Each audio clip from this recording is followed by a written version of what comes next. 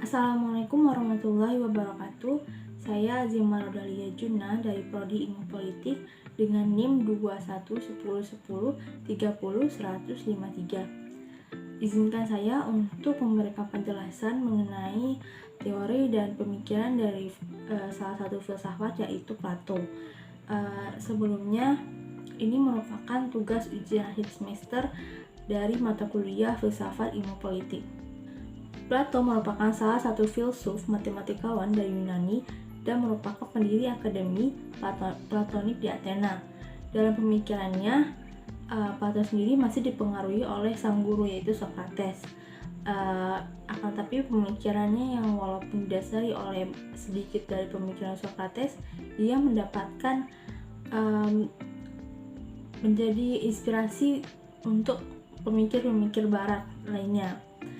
Nah, ajaran dari Socrates memberikan pengaruh besar kepada Plato, sehingga pada saat terjadi hukuman mati kepada sang guru Socrates, Plato merasa sangat marah dan sehingga ia tidak setuju dengan pemerintahan demokrasi yang telah menyebabkan kematian sang guru. Dalam pemikiran politiknya, Plato menyebutkan bahwasannya tentang keberadaan manusia di dunia terdiri dari 3 bagian, yaitu pikiran atau akal, semangat keberanian, nafsu, dan keinginan berkuasa. Pemikiran Plato tentang politik memang masih relevansi dengan politik yang sekarang ini kita jalani. Pemikiran Plato ini cenderung lebih menekankan bagaimana konstitusi ditaati. Kepuasan rakyat adalah salah satu bagaimana kekuasaan politik menurut Plato yang harus terpenuhi dan harus dipenuhi. Nah, kemudian pemikiran Plato mengenai negara. Menurut Plato, negara muncul karena adanya hubungan timbal balik dan rasa saling membutuhkan antara sesama manusia. Sehingga adanya suatu negara itu merupakan suatu kebutuhan yang diperlukan oleh manusia. Manusia tidak dapat hidup tanpa manusia lain. Manusia juga dianugerahi bakat dan kemampuan yang tidak sama. Dalam pemikirannya, Plato beranggapan bahwasannya negara sempurna itu tidak pernah ada dan tidak akan pernah tercapai di dunia ini. Negara sempurna hanya ada di dalam pemikiran manusia. Menurutnya, pemimpin suatu negara atau suatu pemerintahan berkewajiban agar berusaha untuk mewujudkan negara yang sempurna.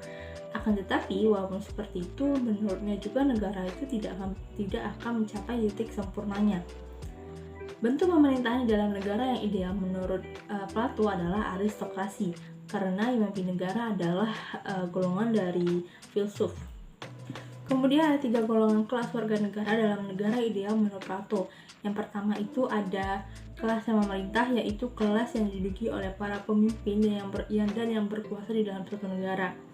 Yang kedua ada kelas pengawal usaha. Kelas pengawal usaha merupakan para pemegang modal atau para pemegang modal dalam suatu negara yang besar. Kemudian terakhir ada kelas golongan pengusaha, yaitu para pengusaha seperti buruh, petani, dan lain-lain sebagainya. Nah, hanya itu saja yang bisa saya sampaikan terkait dengan pemikiran dari tokoh filsuf Plato yang merupakan murid dari Socrates. Sekian dari saya. Wabillahi taufiq wal hidayah. Wassalamualaikum warahmatullahi wabarakatuh.